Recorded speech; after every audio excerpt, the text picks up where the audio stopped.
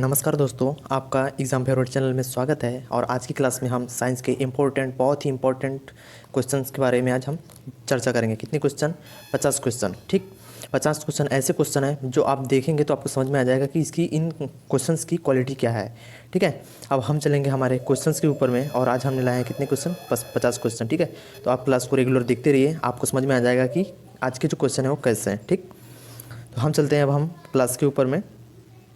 हमारा पहला क्वेश्चन है, निम्नलिखित में से उन रेखाओं को क्या कहा जाता है जो उन स्थानों पर मिलती है जहां तड़ित झंझा आती है? क्या आती है? तड़ित झंझा। 4 ऑप्शन दिए गए यहाँ पे, आइसोहाइट्स, आइसोक्रोन्स, आइसोब्रोन्ट्स और आइसोफिन्स। कितने ऑप्शन दिए गए यहाँ पे?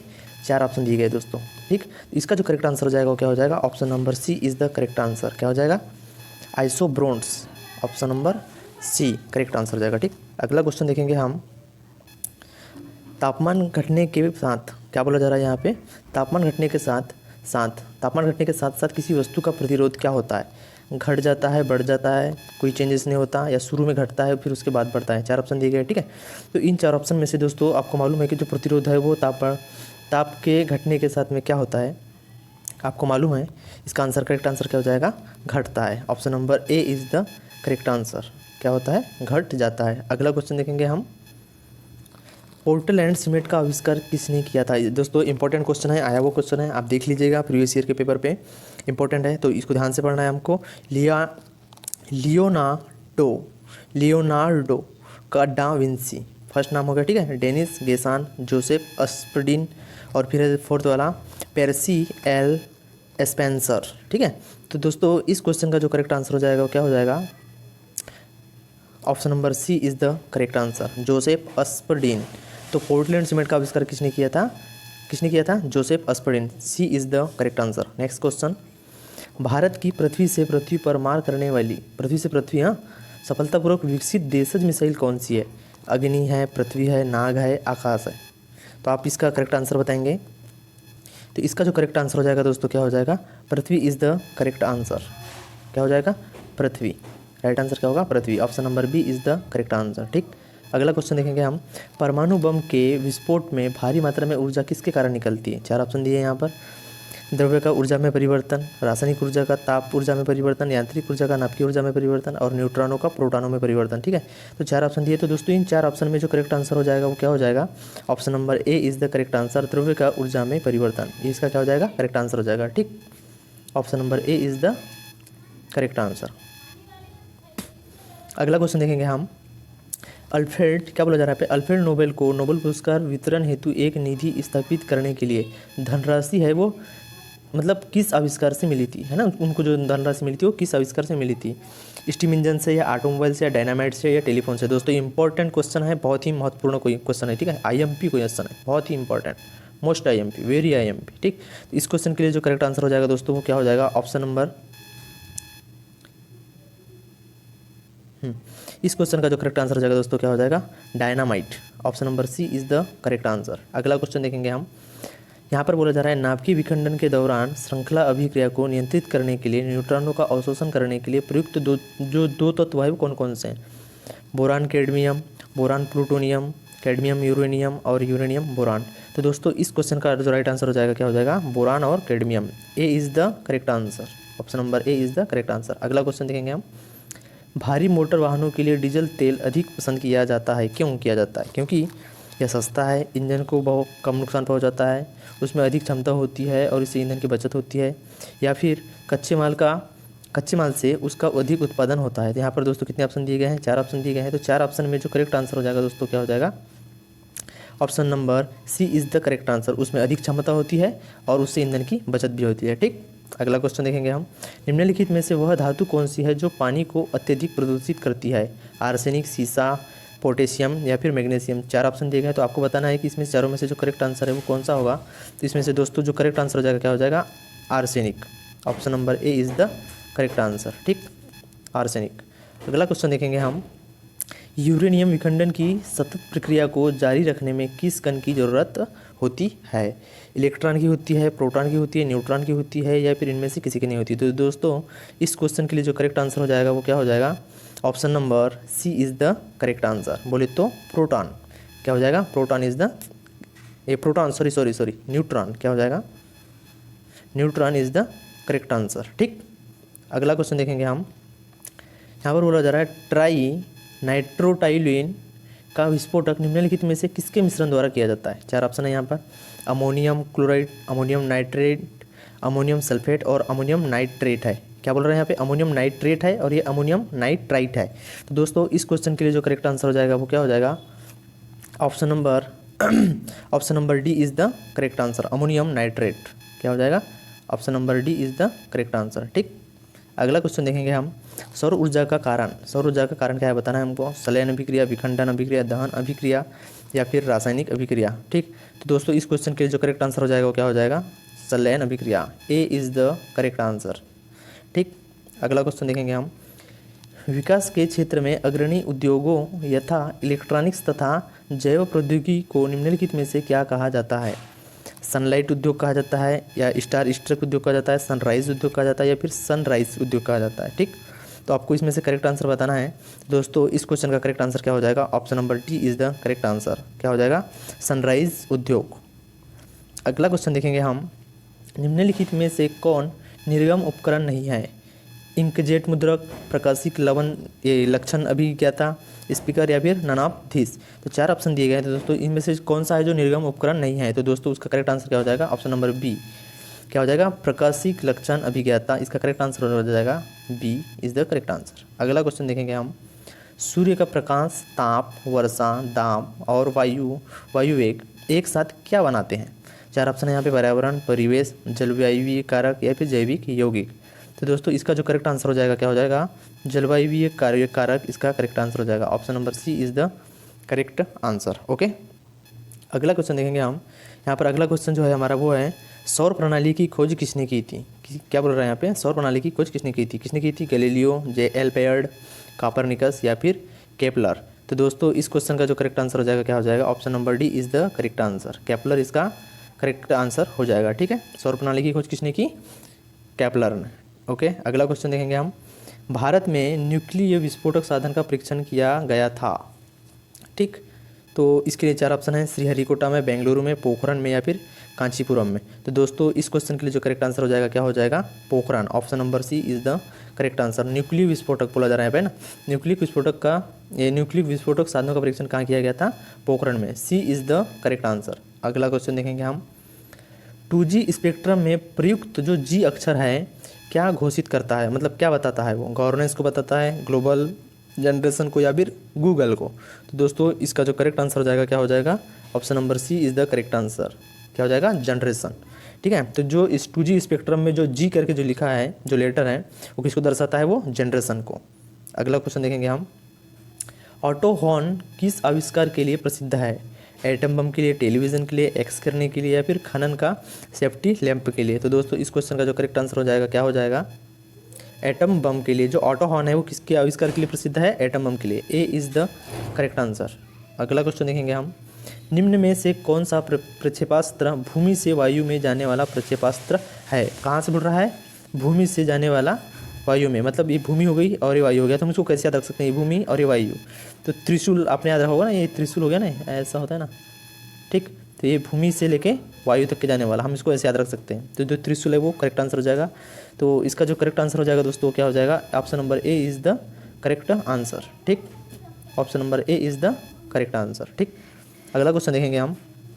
भारत में समस्त अंतरिक्ष यान प्रचलन का मर्म केंद्र MCF, क्या बोल रहे हैं यहाँ पे, MCF का मुख्यालय कहाँ है। ये आपको बताना है कि इसका मुख्यालय वो कहाँ पर है, हैदराबाद आंध्र प्रदेश में, या थुम्बा केरल में जो थुम्बा है वहाँ पर है, या फिर आंध्र प्रदेश में जो श्रीहरिकोटा है वहाँ है, या फिर कर्नाटक के हासन में है। तो दोस्तों इस क्वेश्चन के लिए जो करेक्ट आंसर हो जाएगा वो क्या हो जाएगा, option number D is the correct answer. तो जो ये मर्म केंद्र MCF का जो मुख्यालय वो कहाँ पर है, हासन में है, कर्नाटक में कहाँ पर है, हासन में। अगला क्वेश्चन देखेंगे हम। पायसीकरण का एक एजेंट है, पायसीकारक का एक एजेंट है, क्या है बताना है हमको, मतलब जो क्या करता है, पायस का स्थायी कर देता है, मतलब पायस को स्थायी कर देता है, पायस के घूर्णन में मदद करता है, या फिर परिक्षेपण को तीव्र करता है, या फिर पायस का समांगीकरण करता है। क्या करता है, समांगीकरण करता है। तो इसमें जो 4 ऑप्शन दिए गए दोस्तों, तो इसमें से करेक्ट आंसर हो जाएगा क्या हो जाएगा, पायस का स्थायी, मतलब पायस को स्थायी कर देता है, ए इज़ द करेक्ट आंसर। अगला क्वेश्चन देखेंगे हम। बर्फ़ पानी पर तैरता है, क्यों तैरता है हमको बताना है। आपको बहुत पहले से पढ़ते आ रहे होंगे, इंपॉर्टेंट है और बहुत बार पूछा है और बहुत इजी भी है, ठीक है। पहले में क्या दिया है, बर्फ़ ठोस होता है और पानी तरल होता है इसलिए तैरता है, नहीं। आपको मालूम है बर्फ़ का घनत्व पानी के अपेक्षाकृत कम होता है, ठीक है। और थर्ड ऑप्शन है बर्फ़ का घनत्व पानी से अपेक्षाकृत अधिक होता है, या फिर बर्फ़ का घनत्व उतना ही होता है जितना कि पानी का होता है। मतलब कि बोल रहा है कि बर्फ़ का घनत्व और पानी का घनत्व बराबर होता है। तो दोस्तों ये तो इसका करेक्ट आंसर नहीं है। तो इसका जो करेक्ट आंसर क्या हो जाएगा, बर्फ़ का घनत्व होता है वो अपेक्षाकृत कम होता है, किससे, पानी से, इसलिए तो उसके ऊपर तैरता है, पानी के ऊपर, ठीक है। अगला क्वेश्चन देखेंगे हम, पक्षियों को बहुत ऊंचाई तक उड़ने में सांस की परेशानी नहीं होती है, तो वो क्यों नहीं होती है वो हमको बताना है। उनके फेफड़े बहुत बड़े होते हैं, या फिर वे निष्क्रियता के साथ उड़ते हैं, या फिर उनमें अतिरिक्त वायु कोष होते हैं, या फिर वे कम ऑक्सीजन का प्रयोग करते हैं। तो 4 ऑप्शन दिए गए हैं। तो 4 ऑप्शन में से जो करेक्ट आंसर क्या हो जाएगा दोस्तों, उनमें अतिरिक्त वायु कोष होते हैं, ठीक। इसका correct answer option number C is the correct answer. उनमें अतिरिक्त वायु कोष होते हैं, इसलिए उनको परेशानी नहीं होती है ऊंचाई में उड़ने पर भी, ओके। अगला क्वेश्चन देखेंगे हम, तारकोल वाली सड़कों पर टूट फूट तब होती है जब उनमें, मतलब कहने का मतलब है कि तारकोल वाली जो सड़कें हैं उन पर टूट फूट कब होती है, मतलब किस कंडीशन में होती है। सड़क पर पानी स्थिर हो जाता है तब होती है, या फिर अत्यधिक यातायात का, मतलब अत्यधिक यातायात के जो साधन है वो आना जाना ज़्यादा होता है उसके कारण होते हैं, या फिर रखरखाव न होने की वजह से होते हैं, या फिर ढाल न होने की वजह से होते हैं। तो आपको बताना है कि इस क्वेश्चन का जो करेक्ट आंसर है वो क्या होगा। तो दोस्तों इस क्वेश्चन का जो करेक्ट आंसर क्या हो जाएगा, सड़क पर पानी स्थिर हो जाने के कारण से टूट फूट होती है, ठीक है। ए इज़ द करेक्ट आंसर। अगला क्वेश्चन देखेंगे हम, पिक्नोमीटर नामक उपकरण का प्रयोग किसके मापने के लिए किया जाता है। दोस्तों ये क्वेश्चन रिपीट हो चुका है, मैंने मेरी पिछली क्लास आपने देखे होंगे तो उसमें दिया है ये क्वेश्चन, है ना। पिक्नोमीटर किसके लिए यूज़ किया जाता है, तो इसका करेक्ट आंसर क्या हो जाएगा दोस्तों, घनत्व के लिए यूज़ किया जाता है। क्या किया जाता है, pycnometer. Option number A is the correct answer. Pycnometer क्यों यूज़, मतलब किसके मापने के लिए किया जाता है, घनत्व को मापने के लिए पिक्नोमीटर का यूज़ किया जाता है, ओके। अगला क्वेश्चन देखते हैं हम, सूखी बर्फ क्या है, ठीक। बिना, यहाँ पे ऑप्शन दिए हैं, बिना पानी का ठोस बर्फ, बेंजोइक अम्ल, या फिर ग्लेशियल एसिटिक अम्ल, या फिर ठोस कार्बन डाइऑक्साइड। तो दोस्तों इसका आपको मालूम होगा आंसर, और नहीं मालूम होगा तो हम हमारे द्वारा बताई जा रहा है आपको। इस क्वेश्चन का जो करेक्ट आंसर होगा वो क्या होगा, option number D is the correct answer. क्या, ठोस CO2, ठीक, इसका करेक्ट आंसर हो जाएगा। अगला क्वेश्चन देखेंगे हम, भारत की मिसाइल अग्नि 2 है, न्यूक्लिक अम्ल है, या पृथ्वी से आकाश मिसाइल है, या पृथ्वी से पृथ्वी मिसाइल है, या पृथ्वी से सागर मिसाइल है। तो दोस्तों इस क्वेश्चन के लिए जो करेक्ट आंसर क्या हो जाएगा, option number C is the correct answer. क्या, अग्नि 2 जो मिसाइल है वो क्या है, पृथ्वी से पृथ्वी मार करने वाली मिसाइल है, ठीक। अगला क्वेश्चन देखेंगे हम, अगला जो क्वेश्चन है, घरेलू प्रशीतित में प्रतिशत है ना, प्रशीतक है, प्रशीतक, घरेलू प्रशीतक में सामान्यतः कौन सा प्रशीतक प्रयोग में लाते हैं। मतलब क्या बोल रहा है, घरेलू प्रशीत्र में सामान्यतः कौन सा प्रतिशत मतलब प्रशीतक यूज़ में लाते हैं, नियान, ऑक्सीजन, नाइट्रोजन, या फिर फ्रेयान।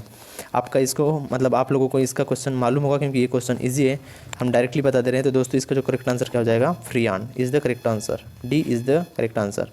अगला क्वेश्चन देखेंगे हम, अगला क्वेश्चन है हमारा, लाइट कॉम्बैट एयरक्राफ्ट, क्या बोल रहा है, लाइट कॉम्बैट एयरक्राफ्ट का आदि प्रारूप किसकी सफल उड़ान भारतीय वायुसेना द्वारा जनवरी 2001 में की गई थी। उसका निर्माण हिंदुस्तान एरोनॉटिक्स लिमिटेड में किस कारखाने में किया गया वो आपको बताना है, ठीक है। तो दोस्तों जो इसका जो मतलब किस कारखाने में किया गया, इसके लिए 4 ऑप्शन है, कानपुर, बेंगलुरु, कोरापुट और नासिक, ठीक। 4 ऑप्शन दिए गए हैं। तो इसका जो करेक्ट आंसर क्या हो जाएगा, option number B is the correct answer, ठीक। B is the correct answer, okay, B is the correct answer.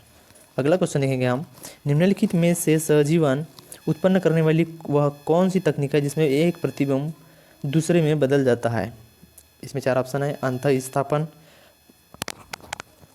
फिर है आकृतिक निरूपण, क्रमवीक्षण, या फिर नन ऑफ दिस। तो दोस्तों इसमें 4 ऑप्शन में से जो करेक्ट आंसर हो जाएगा वो कौन सा हो जाएगा, आकृतिक निरूपण इज़ द करेक्ट आंसर। तो यहाँ पर क्या बोल रहा है, निम्नलिखित में से सजीवन उत्पन्न करने वाली वह कौन सी तकनीक है जिसमें एक प्रतिबिंब से दूसरे में बदल जाता है। तो इसके लिए करेक्ट आंसर क्या हो जाएगा, option number B is the correct answer, आकृतिक निरूपण, ओके। अगला क्वेश्चन देखेंगे हम, एस चंद्रशेखर का नाम निम्नलिखित में से किस क्षेत्र में, मतलब किस क्षेत्र के साथ में जुड़ा हुआ है। रसायन विज्ञान से जुड़ा है, या तरल यांत्रिकी से, खगोल भौतिकी से, या फिर इनमें से कोई नहीं, ठीक। तो दोस्तों इसका जो करेक्ट आंसर हो जाएगा क्या हो जाएगा, तो जो एस चंद्रशेखर है वो किस क्षेत्र से जुड़े हैं, वो खगोल भौतिकी क्षेत्र से जुड़े हैं। तो C is the correct answer, okay, right. तो दोस्तों आप हमारी क्लास को रेगुलर देख रहे हैं और आपने पिछली क्लासेस नहीं देखा होगा तो आप पिछली क्लासेस जाके देख सकते हैं, जिसमें हमारे क्लासेस में आरआरबी, एनटीपीसी, ग्रुप डी की मतलब जीके जीएस की फुल तैयारी कराई जा रही है, ठीक। तो अब हम चलते हैं दोस्तों। अगर इस वीडियो मेरी आपको पसंद आ रही हो तो चैनल को सब्सक्राइब कर लीजिएगा, ताकि अगली जो आने वाली मेरी वीडियो है उसका नोटिफिकेशन आप तक के आसानी से पहुंच सके। अगर हम चलते हैं अगले क्वेश्चन के ऊपर में। अगला जो क्वेश्चन है हमारा, 4 स्ट्रोक पेट्रोल इंजन निम्नलिखित में से किस पर आधारित है। ठीक, तो इसके लिए 4 ऑप्शन दिए हैं, कोनो चक्र, ऑटो चक्र, या फिर डीजल चक्र, या फिर बॉयल चक्र। तो 4 ऑप्शन में से जो करेक्ट आंसर हो जाएगा कौन सा हो जाएगा दोस्तों, वो हो जाएगा आपका ऑटो चक्र। B is the correct answer. ठीक है, 4 स्ट्रोक पेट्रोल इंजन किस पर आधारित है, तो वो किस पर आधारित है, ऑटो चक्र पर। अगला क्वेश्चन देखेंगे हम, खगोल भौतिकी के लिए भारत में जन्मे किस वैज्ञानिक को नोबेल पुरस्कार प्रदान किया गया। ठीक, तो आपने इस क्वेश्चन को ऑलरेडी पढ़ चुके हैं। ठीक है, अभी मैंने आपको बताया, अगर से ध्यान से अच्छे से पढ़े होंगे तो आप समझ जाएंगे। तो इसका क्वेश्चन क्या हो जाएगा दोस्तों, option number A is the correct answer, professor Chandrashekhar. Okay, अगला क्वेश्चन देखते हैं हम, क्लोरोफ्लोरोकार्बन ज़्यादातर कहाँ इस्तेमाल होती है। ठीक, हमको बताना है। तो माइक्रो ओवनों में, या सौर हीटरों में, या धुलाई मशीनों में, या रेफ्रिजरेटर में। तो ठीक है, आपको मालूम है इस क्वेश्चन का आंसर, बिल्कुल मालूम है। तो इस क्वेश्चन का करेक्ट आंसर क्या हो जाएगा, option number D is the correct answer. कहाँ होती है, रेफ्रिजरेटर में होती है। कहाँ होती है, रेफ्रिजरेटर में होती है। D is the correct answer. अगला क्वेश्चन देखते हैं हम, उत्तरी ध्रुव की खोज किसने की थी। खोज के बारे में अक्सर दोस्तों एग्जाम में क्वेश्चन पूछा जाता है ना। आविष्कार हो गए, खोज हो गए, बिल्कुल पूछा जाता है, इंपॉर्टेंट है दोस्तों, याद रखिएगा। 4 ऑप्शन है, रॉबर्ट पियरी, अमुंदसन, तासमान, या फिर जॉन कैबोट। तो दोस्तों इन 4 ऑप्शन में से जो करेक्ट आंसर क्या हो जाएगा, रॉबर्ट पियरी द्वारा उत्तरी ध्रुव की खोज की गई। किसके द्वारा, रॉबर्ट पियरी के द्वारा। Option number A is the correct answer. ठीक, A is the correct answer. अगला क्वेश्चन देखते हैं हम, निम्नलिखित में से कौन सा कण परमाणु के नाभिक से संबंधित नहीं है। तो आपको मालूम है, बहुत पहले से पढ़ रहे हैं, इलेक्ट्रॉन भी पढ़े हैं आपने, प्रोटॉन पढ़े हैं, न्यूट्रॉन पढ़े हैं, लेकिन मेरा नाम आपने कभी नहीं सुना दोस्तों। इसका करेक्ट आंसर क्या हो जाएगा, option number D is the correct answer. अगला क्वेश्चन देखेंगे हम, अधिकतम जैविक क्षति किसमें होती है। आपको बताना है अधिकतम मतलब जो क्षति नुकसानदायक है वो कौन सी किरणें हैं, एक्स किरणें, गामा किरणें, बीटा किरणें, या फिर अल्फा किरणें। तो दोस्तों इस क्वेश्चन के लिए जो करेक्ट आंसर हो जाएगा क्या हो जाएगा, गामा किरणें, बहुत ही नुकसानदायक। ठीक, option number B is the correct answer. अगला क्वेश्चन देखेंगे हम, निम्नलिखित में से कौन सा प्रक्षेपास्त्र वायु से वायु वाला प्रक्षेपास्त्र है। तो दोस्तों इसका आपको करेक्ट आंसर बताना।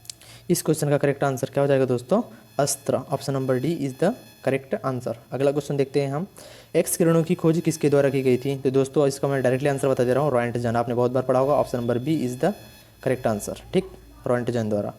अगला क्वेश्चन देखेंगे हम, नौसेना के निम्नलिखित जहाज़ों में से विमान वाहक की पहचान कीजिए। INS विराट, या INS तलवार, या INS राजपूत, या INS मैसूर। ठीक है, तो इस क्वेश्चन में दोस्तों जो करेक्ट आंसर हो जाएगा वो क्या हो जाएगा, अपना करेक्ट आंसर क्या हो जाएगा दोस्तों, INS Virat. A is the correct answer. Okay, अगला क्वेश्चन देखेंगे हम, वायुयान का आविष्कारक कौन था। आपको बताना है, आर्विल राइट एंड विल्बर राइट, या सर फ्रैंक हिटले, या माइकल फैराडे, या फिर क्रिश्चियन हाउजेनस। ठीक है, तो इस क्वेश्चन का दोस्तों करेक्ट आंसर क्या हो जाएगा, क्या हो जाएगा, Orville Wright and Wilbur Wright. Option number A is the correct answer. Okay, अगला क्वेश्चन देखेंगे हम, बारूद का आविष्कारक किसने किया था। मतलब अल्फ्रेड नोबेल ने, रोजर बैकन ने, अलेक्जेंडर फ्लेमिंग ने, या फिर एल्बर्ट आइंस्टीन ने। तो दोस्तों इस क्वेश्चन के लिए जो करेक्ट आंसर हो जाएगा क्या हो जाएगा, Roger Bacon is the correct answer. Option number B is the correct answer. Okay, अगला क्वेश्चन देखेंगे हम, जेट इंजन का आविष्कार किसने किया है ना, Karl Benz, Sir Frank Whittle, Thomas Savery, या माइकल फैराडे। ठीक, तो इन 4 ऑप्शन में से दोस्तों जो करेक्ट आंसर क्या हो जाएगा, सर फ्रैंक व्हीटल के द्वारा जेट इंजन की खोज की गई थी, मतलब है ना। और तो B is the correct answer. Okay, अगला क्वेश्चन देखेंगे हम, सौर बैटरी में प्रयुक्त पदार्थ कौन सा है, टिन, सिलिकॉन, सीजियम, या थैलियम। तो दोस्तों इस क्वेश्चन का जो करेक्ट आंसर क्या हो जाएगा, silicon. Option number B is the correct answer. अगला क्वेश्चन देखेंगे हम, टीका का आविष्कार किसने किया, James Stimson, Edward Jenner, Alexander Fleming, या फिर क्या दिया यहाँ पे, क्रिस्टियन बर्नार्ड। ठीक, तो दोस्तों इसका जो करेक्ट आंसर हो जाएगा वो दोस्तों क्या हो जाएगा, option number B is the correct answer. Edward Jenner द्वारा टीके का आविष्कार किया गया था। ओके, अगला क्वेश्चन देखेंगे हम, स्फटिक निम्नलिखित में से किसका क्रिस्टलीय रूप है। इसके तो बहुत इजी है, option number C is the correct answer. किसके द्वारा, किसका रूप है वो, सिलिका का रूप है। सी इज़ द करेक्ट आंसर। अगला क्वेश्चन देखते हैं हम, टेलीफोन का आविष्कारक, ये भी बहुत इजी है, बहुत बार आपने पढ़ा होगा है ना। इसका Alexander Graham Bell is the correct answer. Option number B is the correct answer हो जाएगा। ओके, अगला क्वेश्चन है हमारा, भारत और रूस ने बहु अरबों डॉलर वाले किस प्रौद्योगिकी स्थानांतरण सौदे पर हस्ताक्षर किए। तो दोस्तों इसके 4 ऑप्शन है। बंगाल की खाड़ी में तेल अन्वेषण, भारत में द्रुतगामी डीजल ईंधनों का निर्माण, या फिर भारत में एक नाभिकीय शक्ति संयंत्र की स्थापना, या फिर भारत में 150 SU-30KI बहुउपयोगी जेटों का निर्माण। ठीक, तो दोस्तों इस क्वेश्चन के लिए जो करेक्ट आंसर हो जाएगा दोस्तों वो क्या हो जाएगा? Correct answer option number D is the correct answer. ठीक, भारत के 150 SU-KI बहुउपयोगी जेटों का निर्माण। ठीक, और लास्ट क्वेश्चन है दोस्तों हमारा, पेनिसिलिन का आविष्कार किसके द्वारा किया गया था? ठीक है, तो इसका 4 ऑप्शन है। James Stephenson, Edward Jenner, Alexander Fleming और क्रिस्टियन बर्नार्ड। तो दोस्तों इस क्वेश्चन का दोस्तों आपको आंसर बिल्कुल मालूम होगा, तो इसका आंसर राइट आंसर क्या हो जाएगा? ऑप्शन नंबर सी, मतलब कि अलेक्जेंडर फ्लेमिंग के द्वारा पेनिसिलिन की खोज की गई थी। ओके, तो दोस्तों मेरा वीडियो आपको पसंद आया होगा, बिल्कुल पसंद आया होगा, क्योंकि हम लोग बहुत कम समय में ज़्यादा से ज़्यादा क्वेश्चन करने की कोशिश करते हैं। ठीक है, तो दोस्तों वीडियो अगर पसंद आया हो तो अपने दोस्तों को शेयर कीजिएगा और सब्सक्राइब जरूर कीजिएगा, ताकि हमारा अगला वीडियो आपके पास में बहुत आसानी से पहुँच सके। ठीक है दोस्तों, आज की क्लास में बस इतना ही। धन्यवाद।